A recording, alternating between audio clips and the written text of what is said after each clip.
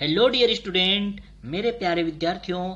आज हम CG board के क्लास 12 के रसायन का थर्ड लेक्चर लेकर आ गए हैं। जैसा आप सभी ने पहला और दूसरा लेक्चर देखा होगा, जहां हम यूनिट 1 से स्टार्ट किए थे, सिलेबस वाइज हम चैप्टर को कंप्लीट करते हुए चल रहे हैं। ठीक है, तो उम्मीद करता हूं सभी लोगों ने पहला दूसरा लेक्चर देखा होगा। जिन लोगों ने अभी तक नहीं देखा है और सीधे डायरेक्ट थर्ड लेक्चर में पहुंच गए हैं, उनसे कहूंगा कि हमारे चैनल में जाओ और चैनल में सारे वीडियो रखे हुए हैं, वहां आप केमिस्ट्री का पहला लेक्चर और दूसरा लेक्चर देखो, ताकि आपको हर एक चीजें अच्छे से समझ आए और सिलेबस वाइज आपका ये जो कोर्स है जो हम चला रहे हैं क्लास 12 सीजी बोर्ड के लिए स्पेशली, ठीक है, वो आप अच्छे से कवर कर पाओ। ठीक है, तो हमारा ये जो कोर्स है सीजी बोर्ड के लिए है और साथ ही साथ सीबीएसई वाले ऐसे स्टूडेंट के लिए भी बिल्कुल ये कोर्स जो है सही है, जो हिंदी मीडियम में पढ़ने वाले हैं। तो हिंदी मीडियम के सीबीएसई वाले बच्चे भी हमारे इस वीडियो को देख सकते हैं। हमारे चैनल में आकर के जो भी वीडियो यहाँ प्रोवाइड हम करा रहे हैं उसको देख सकते हैं। पूरा का पूरा जो हमारा पाठ्यक्रम है, सिलेबस है, वो एनसीईआरटी बेस्ड ही है। ठीक है, चलो, तो आज हम अपने इस थर्ड लेक्चर में क्रिस्टल जालक को कवर करने वाले हैं। क्रिस्टल जालक के प्रकार को समझेंगे, क्रिस्टल जालक होता क्या है देखेंगे, क्रिस्टल जालक के लक्षण क्या होता है देखेंगे, इकाई कोशिका को समझेंगे और इकाई कोशिका कितने प्रकार के होते हैं वो भी समझने वाले हैं। साथ ही साथ इकाई कोशिका में परमाणुओं की और कणों की संख्या कितनी होती है ये भी हम अच्छे से समझने वाले हैं। ठीक है, तो अंत तक हमारे इस वीडियो लेक्चर में बने रहिए और अच्छे से समझिए आज के इस लेक्चर को। ठीक है, तो देखते हैं क्रिस्टल जालक क्या होता है। सबसे पहले बात करें तो क्रिस्टल के अवयवी कणों की जो त्रिविमीय आकाश में ज्यामितीय व्यवस्था होती है, 3 डायमेंशनल आकाश में कह रहा हूं, बात करूं मैं 3 डायमेंशनल की। ठीक है, एक्स वाई जेड तीनों दिशा की बात करें हम लोग, एक्स हो, वाई हो या जेड हो, तीनों दिशा में अगर कोई बिंदु है या अवयवी कण है, वो जिस तरह से व्यवस्थित रहती है और जिस तरह से ज्यामिति या आकृति दर्शाती है, उसी व्यवस्था को क्रिस्टल जालक कहते हैं। क्लियर हुआ। क्रिस्टल जालक की बात करें तो ब्रेवे के अनुसार, ब्रेवे बोलो या ब्रेवियस बोलो, ठीक है, ब्रेवे के अनुसार जो है क्रिस्टल जालक 14 प्रकार के होते हैं, 14 टाइप्स, 14 प्रकार के क्रिस्टल जालक होते हैं। ठीक है, क्रिस्टल लैटिस कितने प्रकार के, 14 प्रकार के होते हैं। देखेंगे हम लोग लास्ट में, समझेंगे क्रिस्टल जालक किस तरह से 14 प्रकार के होते हैं या कुल 14 क्रिस्टल जालक होते हैं, ये कैसे होता है ये हम सीखेंगे। ठीक है, आगे ये बातें समझ आई। परिभाषा हमको बहुत अच्छे से समझना है। क्रिस्टल के अवयवी कणों की त्रिविमीय आकाश में ज्यामितीय व्यवस्था। तो जो भी क्रिस्टल, एक क्रिस्टल है, उसमें जितने भी अवयवी कण रहते हैं वो त्रिविमीय आकाश में, 3 डायमेंशनल आकाश में जो ज्यामितीय व्यवस्था दर्शाते हैं उसे ही क्रिस्टल जालक कहते हैं। क्रिस्टल जालक के लक्षण की बात करें तो क्रिस्टल जालक का लक्षण देखते हैं, प्रमुख लक्षण कौन कौन से होते हैं। पहला लक्षण देखो, क्रिस्टल जालक में स्थित प्रत्येक बिंदु को जालक बिंदु कहते हैं। तो देखो, समझो अच्छे से बात को। जैसे मैं यहाँ पे एक रफ डायग्राम बनाता हूं, ये है मान लो एक क्रिस्टल, ठीक है। अब ये क्रिस्टल जालक में जितने भी बिंदु हैं, ये बिंदु दिखाई दे रहे हैं आपको, थोड़ा समझाने का कोशिश कर रहा हूं मैं, ठीक है। ये ऐसे बिंदु, उसको क्या कहेंगे, जालक बिंदु कहेंगे। बहुत सिंपल है, क्रिस्टल जालक में स्थित जो भी बिंदु रहेंगे, प्रत्येक बिंदु को, हर एक बिंदु को आप क्या कहोगे, जालक बिंदु कहोगे। बहुत सिंपल है, बहुत सिंपल है बेटा, समझो। ठीक है, क्रिस्टल जालक में जितने भी बिंदु रहेंगे, हर एक बिंदु क्या कहलाएंगे, जालक बिंदु कहलाएंगे। ठीक है, दूसरे लक्षण की बात करें तो प्रत्येक जालक बिंदु जो है अणु, परमाणु या आयन को निरूपित करता है, ध्यान रखना। ठीक है, अब ये क्रिस्टल जालक में स्थित जो बिंदु हैं, अच्छे से अब साफ डायग्राम बनाता हूं, देखो आपको अच्छे से क्लियर हो जाएगा अभी। ये है क्रिस्टल जालक, और क्रिस्टल जालक में स्थित जो बिंदु हैं उसको जालक बिंदु कहते हैं। और ये जो जालक बिंदु हैं, तो हर एक जालक बिंदु जो है या तो अणु हो सकते हैं, या तो परमाणु हो सकते हैं, या तो आयन हो सकते हैं। ठीक है, समझो बात को, क्लियर हुआ। ठीक, नेक्स्ट पॉइंट की बात करें तो जालक बिंदुओं को सीधी रेखा में मिलाने पर क्रिस्टल जालक की ज्यामिति बनती है। अब समझो, ये बहुत इंपॉर्टेंट है। एक जालक बिंदु यहां ऊपर दिख रहा है आपको, और दूसरा बिंदु यहां, जब मैं इसको एक सीधी रेखा से इस तरह से मिलाया, ठीक है, और भी हमारे पास यहाँ पे देखो जालक बिंदु दिख रहे हैं, उनको अगर हम सीधी रेखा से मिलाते गए तो क्या बना, क्रिस्टल जालक का निर्माण हो गया। सिंपल है, बहुत सिंपल, समझ आया सभी को। तो क्रिस्टल जालक जब आप क्रिस्टल जालक कैसे बनता है ये समझना चाहते हो तो क्या करोगे, जालक बिंदु, जो भी जालक बिंदु, जिसे हम क्या कह सकते हैं, अणु कह सकते हैं, परमाणु कह सकते हैं, या आयन भी हो सकता है वो, ठीक है। तो उन जब अणु, परमाणु या आयन को आप सीधी रेखा से मिलाओगे, ठीक है, सीधी रेखा से आप मिला दिए, मान लो एक क्रिस्टल जालक में एक बिंदु, जालक बिंदु कौन सा, ये ऊपर में, एक जालक बिंदु नीचे में, जब आप इसको एक सरल सीधी रेखा से मिला दिए, ठीक है, तो इसे ही क्या कहेंगे, इसे ही आप कहोगे कि भाई क्रिस्टल जालक का निर्माण हुआ है, ठीक है। जितने भी क्रिस्टल बिंदु जालक बिंदु हैं, देखो यहाँ चित्र में दिख रहा होगा, इस चित्र में, ठीक है, सभी जालक बिंदु को अगर हम सीधी रेखा से मिलाते गए तो क्रिस्टल जालक का निर्माण हुआ है। तो ये क्रिस्टल जालक के कुछ लक्षण हैं, आसानी से आपको समझने वाली बात है, रट्टा मारने का जरूरत नहीं है, ठीक है। चलो अब एक महत्वपूर्ण चीज, बहुत ही ज्यादा इंपॉर्टेंट है, ये हमारे एग्जाम में आता है, इससे क्वेश्चन जो है कि इकाई कोष्ठिका या यूनिट सेल किसे कहते हैं। देखो बच्चा लोग ध्यान से समझना है, बहुत ही इंपॉर्टेंट टॉपिक है हमारे लिए, इकाई कोशिका या इकाई कोष्ठिका, ठीक है, या यूनिट सेल। अब देखो समझो, इसको इंग्लिश में यूनिट सेल कहते हैं, लेकिन हिंदी में भी ये यूनिट सेल लिखा हुआ आता है, ऐसा लिखा हुआ आता है यूनिट सेल। पेपर में देखना, कई बार से ये प्रश्न जो है पिछले वर्षों में पूछे गए हैं, ठीक है। तो ये यूनिट सेल लिखा डायरेक्ट आता है इस तरह से, बात समझ आया, ठीक। तो इकाई कोष्ठिका, यूनिट सेल, या इसी को मात्रक कोष्ठिका भी कहते हैं। क्या कहते हैं, मात्रक कोष्ठिका। नाम अच्छे से नोट कर लेना बेटा सभी, ठीक है। अब देखो नाम से कई लोगों को कंफ्यूजन हो जाता है भाई, कई बच्चे मेरे पास ऐसे भी आते हैं जो इंग्लिश में लिखा हुआ चीज पढ़ते ही नहीं है, ध्यान ही नहीं देते, और वही चीज हिंदी में लिखा हुआ आ जाता है। जैसे यूनिट सेल, आपने ध्यान ही नहीं दिया, यूनिट सेल कहते हैं इसको, और यूनिट सेल ऐसा लिखा हुआ आ गया पेपर में, जबकि आपको पता है उसके बारे में, फिर भी आप नहीं बना पाए, ठीक है। तो समझ आ रहा है, इतना इंपॉर्टेंस है इसका। तो हमारे लेक्चर में, हमारे नोट में हर एक चीजें हमने मेंशन करने का कोशिश किया है, कुछ भी चीज नहीं छूटा है, बहुत ध्यान से आपको पढ़ने की बस जरूरत है, ठीक है। चलो अब देखो इकाई कोष्ठिका या यूनिट सेल किसे कहते हैं। तो हम तो समझ गए थे क्रिस्टल जालक कैसे बना भाई, है ना, जालक बिंदु को मिलाते गए सीधी सरल रेखा में, तो क्रिस्टल जालक की व्यवस्था या क्रिस्टल जालक का निर्माण हुआ, ठीक। अब देखो क्रिस्टल जालक की ऐसी सूक्ष्मतम संरचनात्मक इकाई जिसकी बार बार पुनरावृत्ति से संपूर्ण क्रिस्टल का निर्माण होता है, उसे इकाई कोशिका, इकाई कोष्ठिका या एकक कोशिका या एकक कोष्ठिका या यूनिट सेल कहते हैं। इतने सारे नाम मैंने बता दिया आपको, ठीक है, कंफ्यूज होने का जरूरत नहीं है आपको। इकाई कोशिका, इकाई कोष्ठिका बोलो, ठीक है, मात्रक कोष्ठिका बोलो, यूनिट सेल बोलो, वही चीज है। तो हुआ क्या, देखो मैं एक क्रिस्टल जालक बना दिया, मान लो इस बार मैं ऐसा 3 डायमेंशनल में नहीं बना रहा हूं, ऐसे डब्बा डब्बा करके बना रहा हूं, ठीक है। इसको समझने का कोशिश बस करना। मान लो ये एक क्रिस्टल जालक है बच्चा, ठीक है। तो यहाँ पे आप एक छोटा सा डब्बा देख रहे हो, ये वाला डब्बा जिसको मैं डार्क किया हूं, ये छोटे छोटे डब्बे को जब आप मिलाते गए, देखो ये डब्बे को आप लगातार मिलाते जा रहे हो, तो एक संपूर्ण क्रिस्टल जालक का निर्माण होगा कि नहीं होगा, होगा कि नहीं होगा, होगा ना, ठीक है। तो इसकी परिभाषा बहुत आसान है, इकाई मतलब एक एक एक एक, ठीक है। तो समझो ये हमारे लिए इस चित्र में ये जो छोटा सा डब्बा मैंने लिया है, वही क्या है, यही इकाई है, यही इकाई कोष्ठिका है, यही यूनिट सेल है। तो क्या बोलेंगे, इसका परिभाषा क्या बन के निकला, देखो ये पूरा का पूरा ये सर्कल में है जो क्या है, क्रिस्टल जालक है। तो परिभाषा क्या निकला बेटा, देखो क्रिस्टल जालक की वह सूक्ष्मतम संरचनात्मक इकाई जिसकी बार बार पुनरावृत्ति करने से, जिसे बार बार आप क्या करोगे, रखते जाओगे, या इसी इकाई को बार बार आप पुनरावृत्ति करते जाओ, रिपीट करते जाओ, तो एक संपूर्ण क्रिस्टल जालक का निर्माण होता है। तो इसे ही, ये छोटी से जो इकाई आपने लिया था उसे ही आप क्या बोलोगे, इकाई कोष्ठिका कहोगे या यूनिट सेल कहोगे। सिंपल, समझ आया सभी को, उम्मीद करते हैं परिभाषा यहाँ स्पष्ट रूप से आप सभी को दिख रहा होगा। नोट डाउन कर लेना, वीडियो रोक करके नोट डाउन कर लेना, वैसे मैंने बोला भी इसको, ठीक है।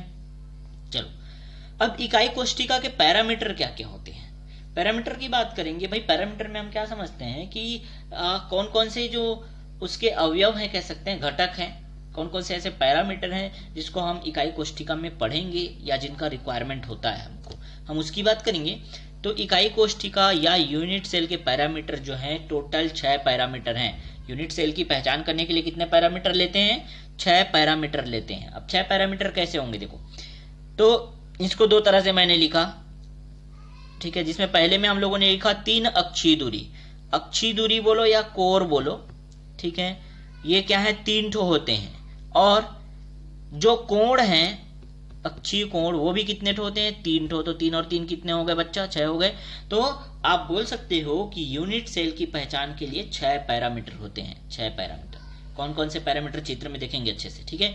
अब अक्षीय दूरी जिसको मैं कोर बोल रहा हूं, ये अक्षीय दूरी जिसको कोर बोल रहे हैं, उसे हम ए बी सी से दर्शाते हैं, स्मॉल ए बी सी से, ठीक है। और ये जो कोण है उसे हम अल्फा बीटा गामा से दर्शाते हैं, ठीक है। क्लियर हुआ? तो इस तरह से 3 कौन से मिले? ए बी सी मिले। 3 कोण कौन से मिले? अल्फा बीटा गामा मिले। कुल मिला के हमारे पास 6 पैरामीटर प्राप्त होते हैं। तो यूनिट सेल की पहचान करने के लिए कितने पैरामीटर? 6 पैरामीटर। क्लियर हुआ? बहुत आसानी से आपने ये चीजों को समझा।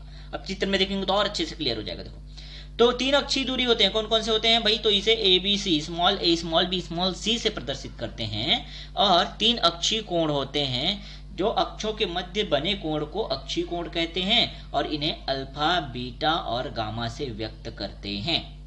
क्लियर हुआ यहां तक? चलो अब इस डायग्राम को ध्यान से देखो। ये चित्र मैंने बनाया, ध्यान से देखो। ये एक क्रिस्टल जालक है। क्रिस्टल जालक का एक यूनिट सेल है। क्रिस्टल जालक का क्या है? एक यूनिट सेल है। अब देखो, यूनिट सेल में जब हम कोर की बात करते हैं, अक्षीय लंबाई की बात करते हैं, तो ये देखो यहां दिख रहा है 1 2 और 3 अक्षीय लंबाई दिख रहे हैं। हर एक जगह दिखेंगे आपको। देखो यहाँ पे मैंने लिया, यहाँ पे भी आप चेक कर सकते हो, यहाँ पे भी 3 अक्षीय लंबाई दिखेंगे, 1 2 3, कहीं पे भी आप चेक कर सकते हो, ठीक है। हमने कहाँ पे देखा? बीचों बीच देखा, हाँ इस बिंदु पे देखा, ठीक। तो यहाँ पे 3 ठो कोर दिख रहे हैं। तीनों कोर को हम अलग अलग नाम दे दिया, और 3 ठो कोर होते हैं। इसी को हम लोग क्या कहते हैं? अक्षीय लंबाई कहते हैं। ये कितने होते हैं? 3। तो एक को हमने ए बोला, दूसरे को हमने बी बोला, और तीसरे को हमने क्या बोला? सी बोला। यहाँ लिखा हुआ है देखो, ठीक। यहाँ तक बात समझ आया? और इनके बीच जो कोण बनते हैं, इनके बीच जो कोण निर्मित होता है, उसे हम लोग बोलते हैं क्या? अल्फा बीटा और गामा। यहाँ चित्र में दिख रहा है देखो, सब ये मिटा के मैं दिखाता हूँ आपको, ठीक है। अल्फा बीटा गामा, देखो एक कोण इन दोनों के बीच बना है, इसको हमने अल्फा कह दिया। एक कोण इन दोनों के बीच बना है, इसको हमने बीटा कह दिया। और एक कोण इन दोनों के बीच बना है, जिसको हमने क्या कह दिया? गामा कह दिया। इस तरह से 6 पैरामीटर। 6 पैरामीटर कौन कौन से हुए? तो अक्षीय दूरी हो गया 3, और अक्षीय कोण हो गया कितने?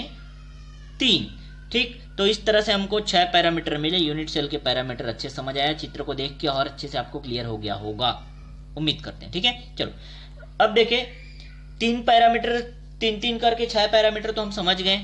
वहीं पे 6 पैरामीटर समझने के बाद एक महत्वपूर्ण क्रिस्टल आता है, घनी क्रिस्टल। इसको अच्छे से समझ लेना, ठीक है। ये टॉपिक पहले ही करके इसके नीचे देखो, चित्र पढ़ने के बाद आप इसे नोट कर सकते हो, घनी क्रिस्टल को।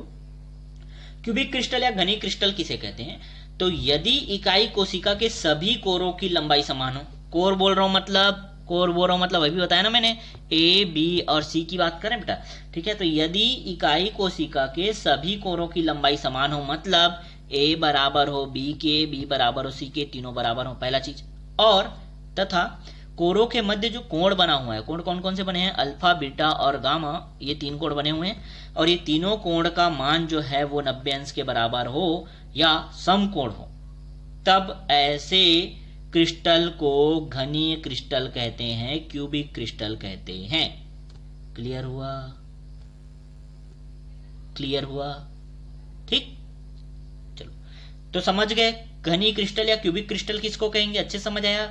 जब ये देखो 3 पैरामीटर हमारे पास कौन कौन से थे? A B C. अक्षीय लंबाई की बात करेंगे, अक्षीय दूरी की बात करेंगे तो ए बी सी। और अगर ये तीनों बराबर हो, ए बराबर बी बराबर सी, ठीक। और जो 3 कोण है जो बने हैं, उनके बीच के कोण अल्फा बराबर बीटा बराबर गामा, ये तीनों किसके? 90 अंश के बराबर या समकोण हो, ठीक है।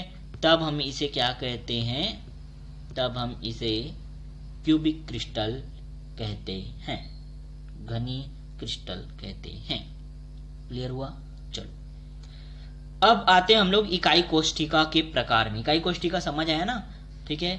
इकाई कोष्ठिका एक बार और अच्छे से सोच लो अपने दिमाग में। क्या होता है भाई कि ऐसी सरल कोशिका या ऐसी छोटी सूक्ष्मतम इकाई किसी भी क्रिस्टल के जिसको आप बार बार पुनरावृत्ति करोगे या बार बार उसी को उपयोग करोगे, जोड़ते जाओगे, तो एक पूरे क्रिस्टल जालक का निर्माण होता है, उसे ही इकाई कोष्ठिका कहते हैं। ठीक है, चलो अब इसके प्रकार की बात करें तो यूनिट सेल या इकाई कोष्ठिका कितने प्रकार के होते हैं, तो ये मुख्यतः 2 प्रकार के होते हैं, जिसे हमने ए और बी लिखा, ए और बी करके समझेंगे, और इसके अंदर भी और प्रकार है, उसको अच्छे समझेंगे। ठीक है, तो 2 प्रकार के होते हैं कह सकते हैं हम लोग। ठीक है, जिसमें पहला प्रकार हम लोगों ने रखा क्या, ए, देखो ए दिख रहा है, आद्य unit cell, primitive unit cell कहते हैं इसको, आद्य यूनिट सेल या प्रीमिटिव यूनिट सेल कहते हैं। ठीक है, दूसरे टर्म में इसी को एससीसी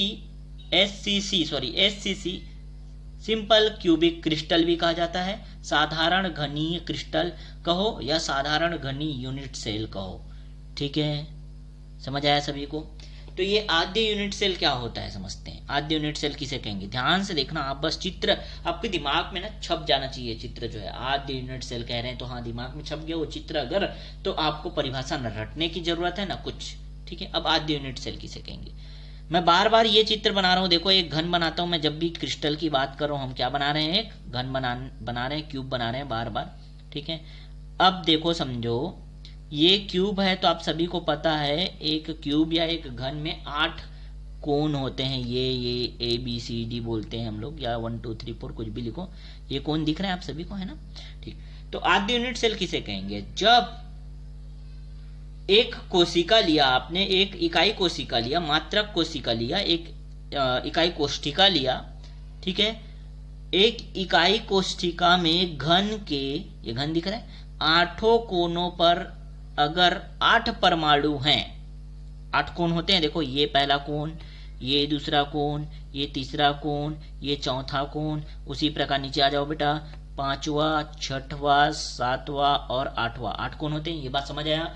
और अगर इस तरह के इकाई कोष्ठिका में अगर घन के 8 कोण पर 8 परमाणु हैं, 8 परमाणु रखे हुए दिख रहे हैं, देखो 1 2 3 4 5 6 7 8, 8 कोण है, 8 परमाणु रखे हुए हैं, तब इस तरह का जो भी क्रिस्टल या जो भी यूनिट सेल आपको दिखाई देगा उसे आद्य unit cell, primitive unit cell, साधारण घनी क्रिस्टल या साधारण घनी यूनिट सेल कहते हैं।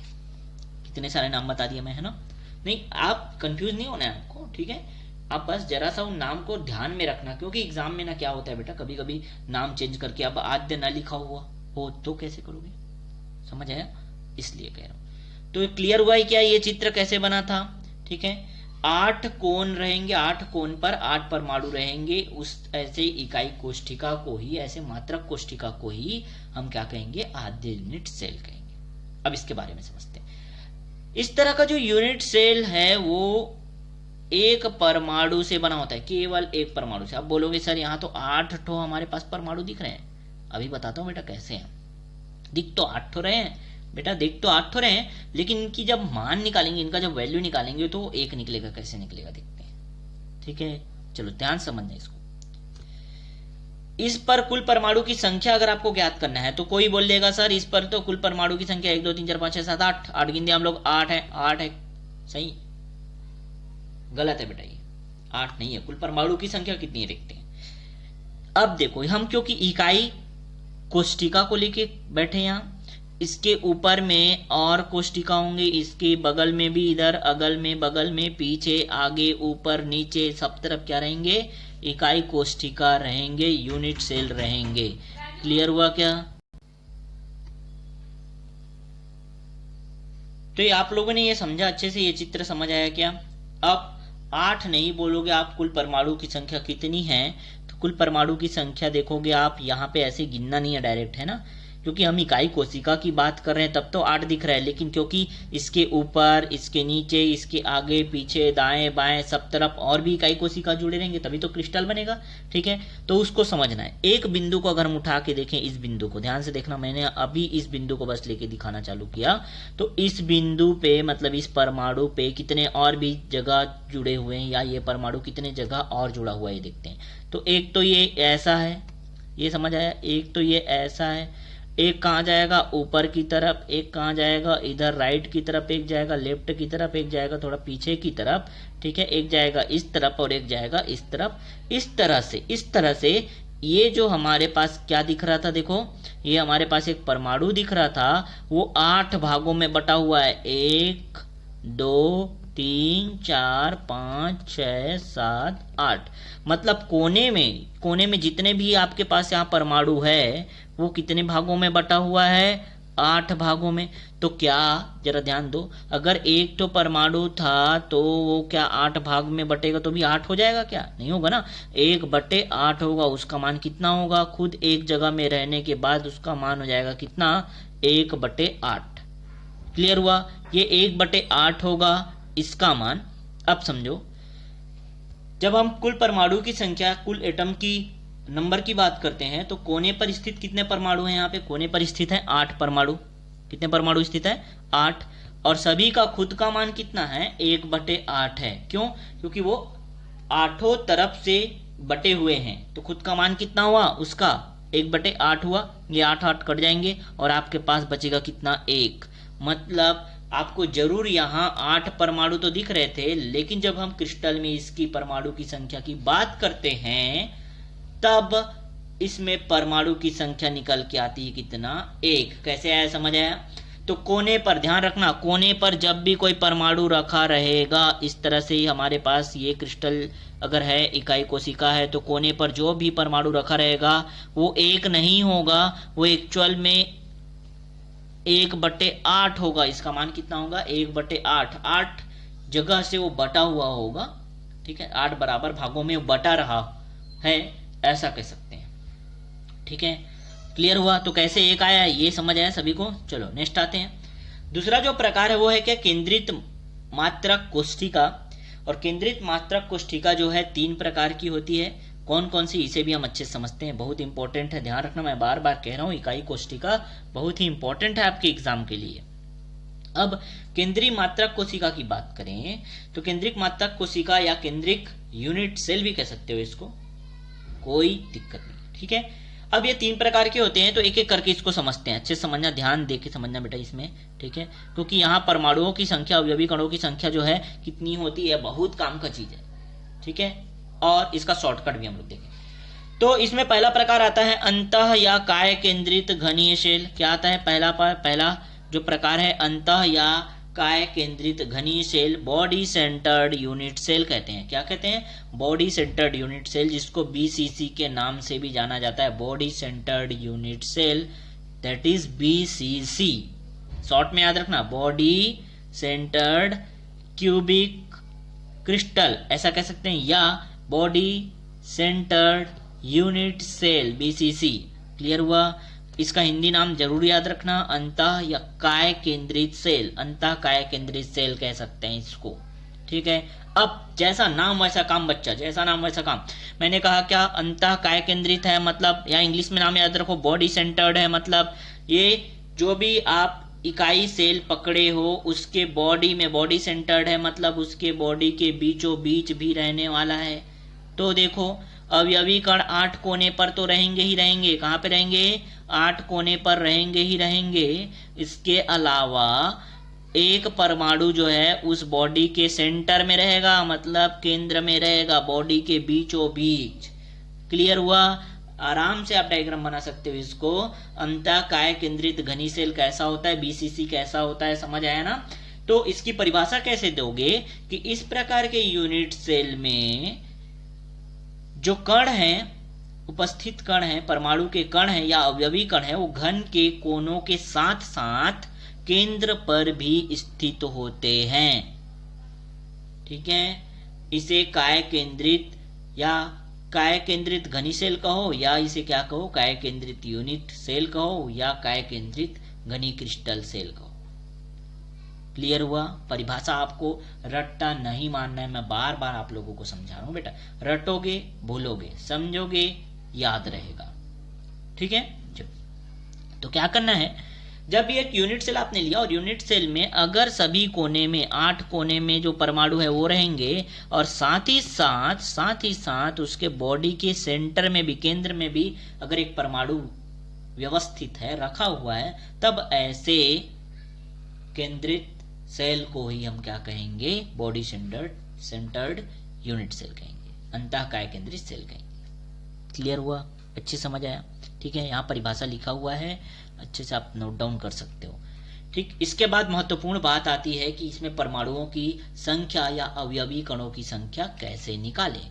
परमाणुओं की संख्या, कुल परमाणुओं की संख्या या अवयवी कणों की संख्या निकालने के लिए देखो, मैं थोड़ा छोटा कर देता हूं इसको, अब आपकी स्क्रीन में दिख रहा है पूरा क्लियर? ठीक है, चलो देखते हैं। अब इसमें कुल परमाणुओं की या अवयवी कणों की संख्या निकालोगे तो देखो कहाँ है, पहले तो कोने पर है, कोने पे कितने हैं भाई? 8 हैं, तो क्या लिखोगे? कोनों पर स्थित कुल परमाणु plus plus plus body centred, केंद्र पर, काय केंद्रित परमाणु। क्या कहा मैंने? समझ आया ना? जब आपको कुल परमाणुओं की संख्या निकालनी है तो कोनों पर स्थित कुल परमाणु प्लस काय केंद्रित परमाणु, इन दोनों को आपको क्या कर देना है? जोड़ देना है। आपको कुल परमाणु या अवयवी कणों की संख्या निकल जाएगी। अब देखो, कोनों पर स्थित जो परमाणु रहते हैं, मैंने पहले ही बताया, कोने पर अगर कोई परमाणु स्थित है तो वो कितना भाग में बटा होता है? 1/8 भाग में, सभी से। तो 8 क्या थे? यहाँ परमाणु थे, और 8 का जब मान निकालेंगे तो 8 गुना 1/8 किया, क्योंकि सब जो है 1/8 भाग में बटे हुए हैं। क्लियर? प्लस एक तो बीच में रखा हुआ है भैया, ये वाला देखो, जहां मैं ये गोला लगा दिया, ये वाला देखो, ठीक है, ये बीच में रखा हुआ है चुपचाप। ये किसी से बटा हुआ है क्या? नहीं, पूरा अकेले के अकेले, सौगे के सौगे रखा है बच्चा। ठीक है, पूरा अकेला वो रखा हुआ है एक बॉडी के बीच में। ठीक, जैसे आप एज्यूम कर सकते हो, समझ सकते हो, मान लो आपका एक रूम है और रूम के बीच में बीचों बीच पंखा जैसे लगा है ना, वैसी उसी में रस्सी बांध के मान लो एक आपने बॉल लटका दिया, तो बॉल चुपचाप लटका हुआ है, वो किसी के साथ शेयर नहीं कर रहा है, किसी से भागीदारी नहीं कर रहा है, किसी से लेना देना नहीं, उसको किसी से मिलना ही नहीं है, तो उसका खुद का मान अकेले कितना रहेगा? 1 रहेगा। तो कुल जब बात करें हम लोग तो ये 8 और 8 कट गए और कुल मिला के हमारे पास बचा क्या? 1 आपके पास कुल परमाणुओं की संख्या आ जाएगी कितनी? 2। That's it. ठीक, क्लियर हुआ? अच्छे समझ आया? देखो आप यहाँ पे मैं नोट में अच्छे से मेंशन भी किया, उसी को मैं आपके स्क्रीन पे सॉल्व करके भी दिखाया अच्छे से। ठीक है, तो समझ आ गया सभी को? आपको चित्र को याद रखना बेटा। जैसे ही अगर हम बोलते हैं अंतःकाय केंद्रित सेल, या उसको बॉडी सेंटर्ड यूनिट सेल करके याद रखोगे, बीसीसी शॉर्टकट याद रखना है, बीसीसी। ठीक है, नाम पूरा भी याद रखना है, शॉर्टकट भी याद रखना है, हिंदी में भी याद रखना है, इंग्लिश में भी याद रखना है। ठीक है, इतना तो अब याद कैसे रहेगा? रट्टा मारते बैठे रहोगे क्या? लिखते रहोगे बार बार रट्टा मारोगे क्या? नहीं, बिल्कुल नहीं। आप अच्छे से समझो, एक बार समझ नहीं आता 2 बार देखो, आपको समझ आ जाएगा। खुद लिखो, खुद नोट बनाओ, अच्छे से, बहुत अच्छे से समझ आएगा। ठीक है, मैं आप लोगों के लिए ही मेहनत कर रहा हूँ बच्चा। ठीक है, तो आप लोग, जब मैं आपके लिए लिख कर एक कॉपी पेन पकड़ के मैं खुद लिखता हूँ और आप लोगों को पढ़ाने की कोशिश करता हूँ, क्योंकि लॉकडाउन चल रहा है तो बोर्ड है नहीं, अदरवाइज मैं डायरेक्ट बोर्ड पे पढ़ा देता, है ना। जैसे ही लॉकडाउन खुलेगा, मुझे अनुमति मिलेगी, मैं कोचिंग पे जाके बोर्ड पे डायरेक्ट तुम्हारा क्लास ले दूंगा। ठीक है, मेरा भी मेहनत थोड़ा कम होगा, मैं भी सामने आऊंगा, स्क्रीन पे आऊंगा। ठीक है, समझ आया? अब उतना मेहनत आप भी कर लो थोड़ा। साथ ही साथ आप सभी को कहूंगा, अगर हमारा यह वीडियो लेक्चर अच्छा लग रहा होगा तो शेयर करो अपने फ्रेंड तक बेटा। ठीक है, मुझे क्या है, हमारे चैनल को सभी बच्चों तक पहुंचाना है, सीधी सी बात है। जितना ज्यादा लोग हमारे चैनल को देखेंगे, जितने ज्यादा लोग हमारे चैनल को सब्सक्राइब करेंगे ना, उतनी फैसिलिटी हमारे चैनल को मिलेगी। ये हमारा है, बस ये सोच के रखो, ये हमारा चैनल है। सर का चैनल है सोचोगे ना तो फिर नहीं होने वाला। ये हमारा चैनल है, आप लोग के लिए बनाए, आप ही के डिमांड पे बनाए। ठीक है, तो देखते हैं बेनिफिट कौन कितना उठा पाता है। ठीक, चलो आगे देखें दूसरे प्रकार की। तो दूसरा प्रकार है फलक केंद्रित यूनिट सेल। फलक केंद्रित यूनिट सेल बोलो या फेस सेंटर्ड यूनिट सेल का हो, इसका शॉर्टकट होता है एफसीसी। उसको बीसीसी का हमने, इसको क्या बोलेंगे? एफसीसी। ठीक है, फलक केंद्रित घनी सेल, फलक केंद्रित यूनिट सेल का हो, दोनों सही है। ठीक, अब इस प्रकार के यूनिट सेल में क्या होता है, मैं चित्र बनाता हूं, आप खुद ब खुद उसके आंसर या परिभाषा जो है आप दोगे। ठीक है, ये रहा एक यूनिट सेल, मैंने बना दिया भाई, ये यूनिट सेल दिख रहा है आपको। अब अवयवी कण इसके कोने पर रहेंगे। साथ ही साथ मैं बात जो कह रहा हूँ ध्यान से सुनो। मैं हर बार कहता हूँ नाम से सीखो बेटा, नाम से खेलना सीखो। नाम से फलक केंद्रित घनी सेल, फलक केंद्रित यूनिट सेल कह रहे हैं। फलक किसको कहेंगे? फलक किसको कहेंगे सर? बात तो ये है, अगर हमारे पास ये इकाई सेल है तो ये इसका फलक है, ये इसका फलक है, ये इसका फलक है, पीछे वाला उसका फलक है, ये नीचे वाला इसका फलक है, सामने वाला इसका फलक है। कुल कितने फलक हो गए? 6 फलक हो गए। तो 6 फलक हैं। फलक समझ रहे हो क्या? फेस ये वाला हो गया, ऊपर से देखोगे तो ये वाला है ना, इधर से देखोगे तो ये वाला फेस। ठीक है, फेस को ही क्या कहते हैं? फलक कहते हैं। ठीक है, फेस सेंटर्ड क्यूबिक सेल। अब देखो हमने जैसा बताया ना, नाम जैसा नाम वैसा ही काम है, बस और कुछ नहीं है। फलक केंद्रित यूनिट सेल की बात कर रहा है तो कोने पर तो इसके परमाणु उपस्थित रहेंगे ही साथ इसके फलक के केंद्र पर भी रहेंगे। फलक के केंद्र पर भी रहेंगे तो कोने पर तो है ही, साथ फलक के केंद्र पर देखो, ऊपर वाले फलक पर हो गया, नीचे वाले फलक पर हो गया। ठीक है, इधर लेफ्ट वाले फलक पर हो गया, राइट वाले फलक पर हो गया, पीछे वाले फलक पर हो गया और सामने वाले फलक पर हो गया। अब पीछे और सामने को आपको समझना है। ठीक है, पीछे वाले फलक पर भी एक परमाणु और सामने वाले फलक पर भी एक परमाणु। ठीक, अब देख लो आप इसकी परिभाषा कैसे दोगे।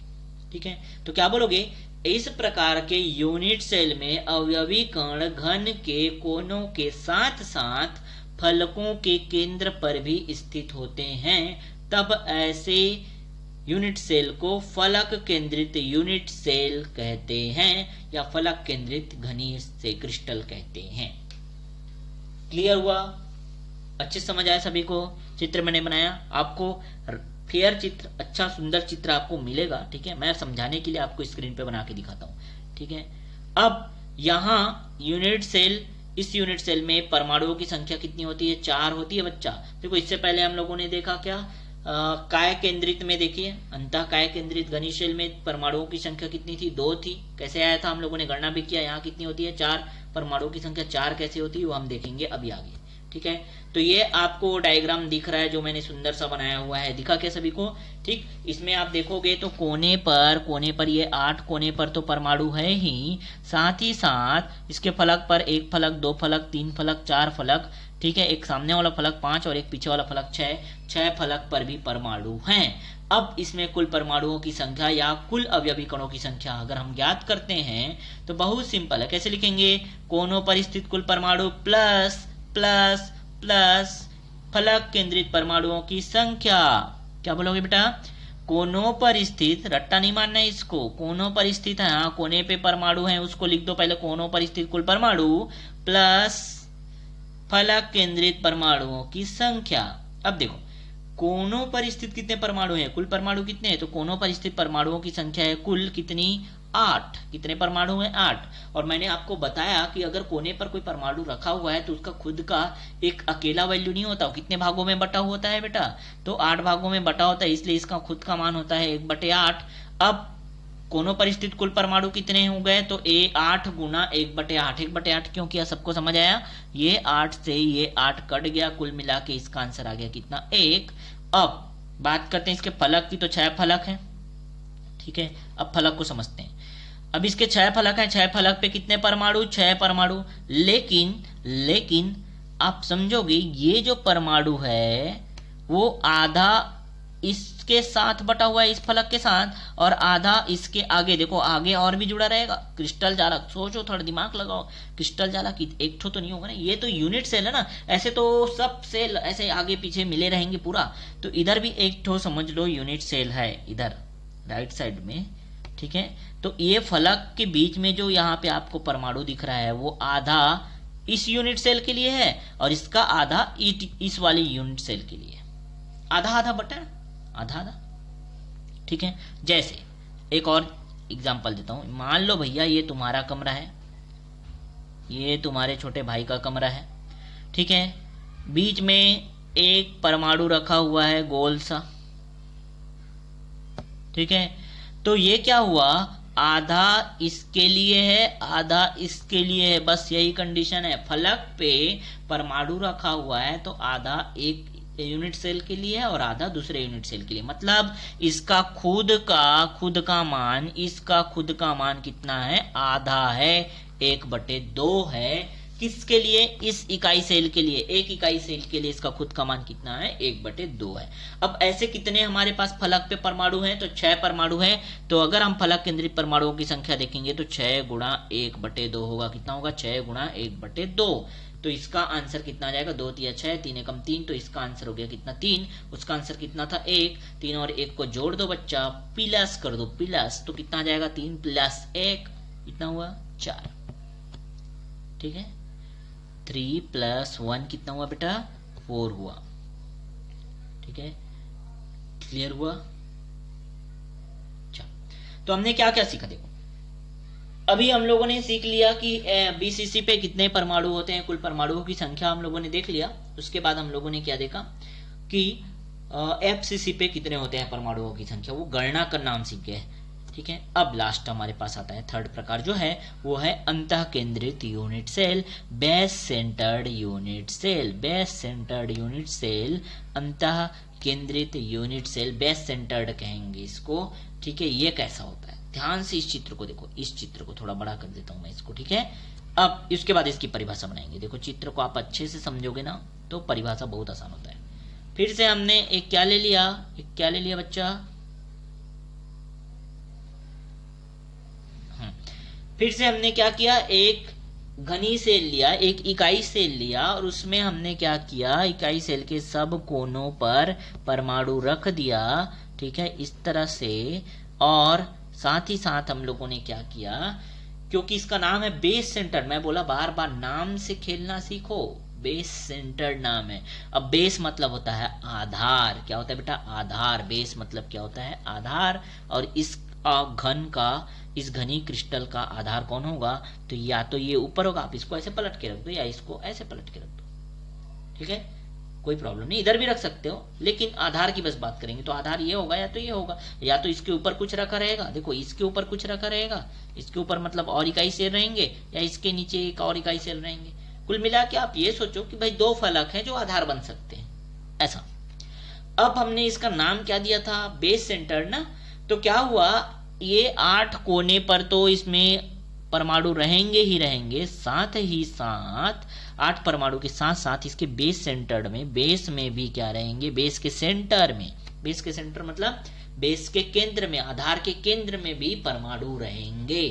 तो ये आधार का केंद्र है और यहाँ परमाणु एक ठो और यहाँ परमाणु एक ठो। तो ये चित्र उम्मीद करते हैं सबको अच्छे समझ आया होगा। ठीक है, ये गोदा गादी मैं यहाँ मिटा देता हूँ। अब अखबार और अच्छे से देख लो आप, सुंदर सा चित्र बना हुआ है। ठीक है, इसकी परिभाषा भी बता सकते हो। ऐसा यूनिट सेल जिसमें अवयवी कण कोनों के साथ साथ आमने सामने के फलक के केंद्र पर भी उपस्थित होते हैं। आमने सामने के फलक, देखो ये आमने सामने के फलक के केंद्र पर भी परमाणु उपस्थित होते हैं। तो ऐसे सेल को हम लोग क्या कहते हैं? बेस सेंटर्ड या अंतः केंद्रित यूनिट सेल कहेंगे। Base centred unit cell. इसके लिए शॉर्टकट याद मत रखना, हमने 3 शॉर्टकट अच्छे समझा। 3 शॉर्टकट मतलब 3 शब्द देखा, ACC, ठीक, दूसरा क्या था? BCC, और तीसरा क्या था बच्चा? FCC। ये तीनों बहुत इंपॉर्टेंट है। ठीक है, तीनों में परमाणुओं की संख्या आपको निकालने आना चाहिए, रट्टा नहीं मानना है। SCC में कितना होता है? 1 होता है, क्योंकि इसके सभी कोनों में 8 कोनों बस में रहते हैं। BCC में क्या होता है? बीच में एक और आ जाता है, तो 1 और 1 कितने हो गए? 2 हो गए। ये मैंने अच्छे समझाया आपको। ठीक है, कैसे निकालते हैं? FCC के लिए भी हमने देखा था। FCC के लिए कितने होते हैं बेटा? 4 होते हैं। ठीक है, तो यहाँ तक क्लियर समझ आया। और ये अंतः केंद्रित यूनिट सेल भी आपको समझ आ गया। इसकी परिभाषा आपकी स्क्रीन पे दिख रही होगी। और इसमें हम लोग अब परमाणुओं की संख्या, अवयवी कणों की संख्या जो है ये ज्ञात करते हैं। ठीक है, परिभाषा आप नोट डाउन कर लेना। ठीक है, अभी ज्ञात करते हैं इसमें अवयवी कणों की संख्या को।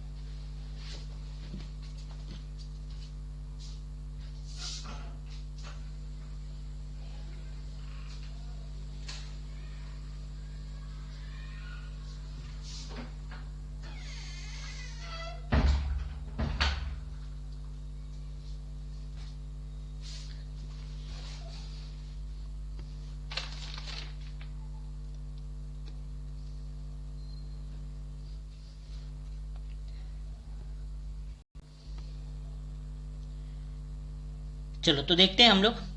कुल परमाणुओं की संख्या समझ आ गया क्या सभी लोगों को? थोड़ा यहाँ पे टेक्निकल इशू हो गया था, आवाज नहीं आ रही थी शायद, है ना। चलो तो देखते हैं कुल परमाणुओं की संख्या जो है क्या होगा, क्योंकि कोनों पर जो स्थित है वो आप परमाणु को लोगे, तो कोनों पर स्थित परमाणु प्लस दो फलकों के केंद्र पर स्थित परमाणु। दो ठो फलक हैं, एक ठो ये वाला और एक ठो ये वाला, दो ठो फलक हैं, पहला ऊपर वाला दूसरा नीचे वाला, तो दो ही फलक हैं, इस बार ध्यान रखना, ठीक है।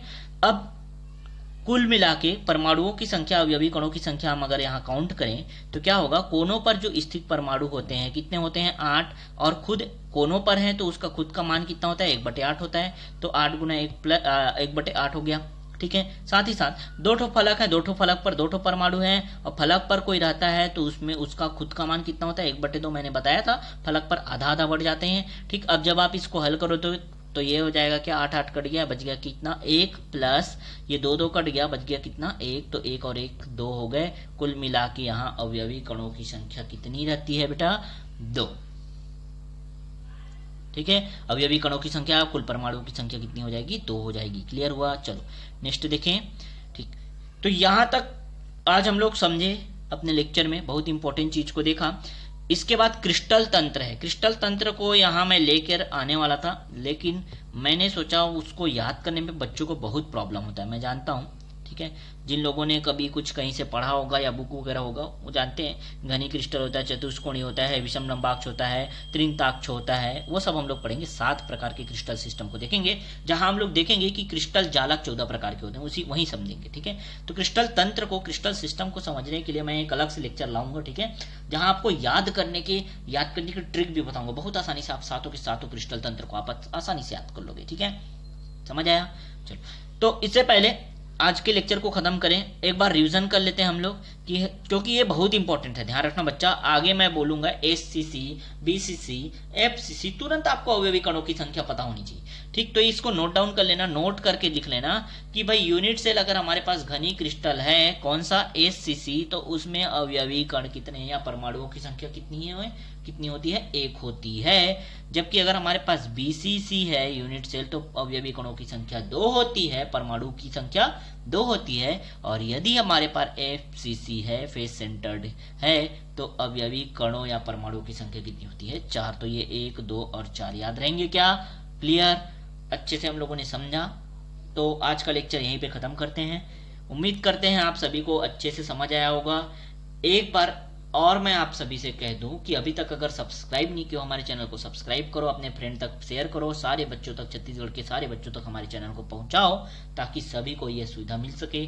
और हम इसी तरह से मेहनत कंटिन्यू करते रहेंगे, आपको और अच्छे से अच्छे वीडियो लेक्चर प्रोवाइड कराते रहेंगे। ये हमारा प्रॉमिस है बेटा, ठीक है। बस तुम हमको सपोर्ट करते रहो, आगे हमारे चैनल को ग्रो करते रहो, बढ़ाते रहो, है ना। हम तुम्हारे लिए ही बनाते जाएंगे वीडियो। क्लियर हुआ?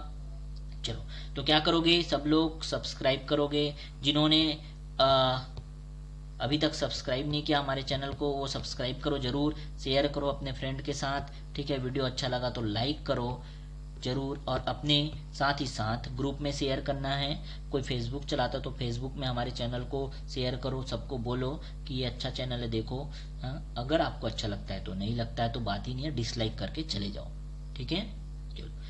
जैसे ही फिर बता दूं मैं एक और इम्पोर्टेंट बात, कि जैसे ही लॉकडाउन जो है ओपन होता है, खुल जाता है लॉकडाउन, है ना, कुछ परमिशन हमको मिलता है, तो हम कोचिंग क्लास जा पाएंगे। अभी मैं आउट ऑफ सिटी हूँ, ठीक है। मेरा कोचिंग सेंटर जहाँ है वहां से मैं दूर हूँ अभी, ठीक। तो वहाँ कोचिंग सेंटर पे जाके मेरे पास क्योंकि सारे इंस्ट्रूमेंट है, हम अपना सेटअप लगा के अच्छे से ऑन बोर्ड आपको अच्छे से पढ़ाएंगे, ठीक है। बस आप सपोर्ट करते रहो, सपोर्ट करोगे तो हम भी उतना सोचेंगे बेटा। अगर मैं इतना सोच रहा हूँ ना, तो आप लोग को सोचना चाहिए अपने बारे में, ठीक है। अब देखो कि सीजी बोर्ड के प्रॉपर क्लास चलते ही नहीं है, तो मैंने क्या किया, सीजी बोर्ड का क्लास लेके आया कि सीजी बोर्ड के बच्चों को कोई प्रॉब्लम ना हो, हर एक चीज पाठ्यक्रम के अनुसार, सिलेबस के अनुसार। इसीलिए मैं एक एक चीज पढ़ा रहा हूँ। नहीं तो क्या करता मैं, इंपॉर्टेंट टॉपिक तो बहुत तुमको वीडियो मिल जाएंगे। गॉस थ्योरम पढ़ा दिया फिजिक्स में, ठीक है। इसमें घनत्व की गणना करना सिखा दिया, इंपॉर्टेंट तो पॉइंट मिल जाएंगे। लेकिन स्टार्टिंग से और अच्छे से और एकदम जीरो से हीरो तक कैसे बनना है, वो हमारे ही चैनल पे मिलने वाला है, ठीक है। तो मिलते हैं अगले वीडियो लेक्चर में। सभी को बाय बाय, अच्छे से पढ़ाई करो, ठीक है।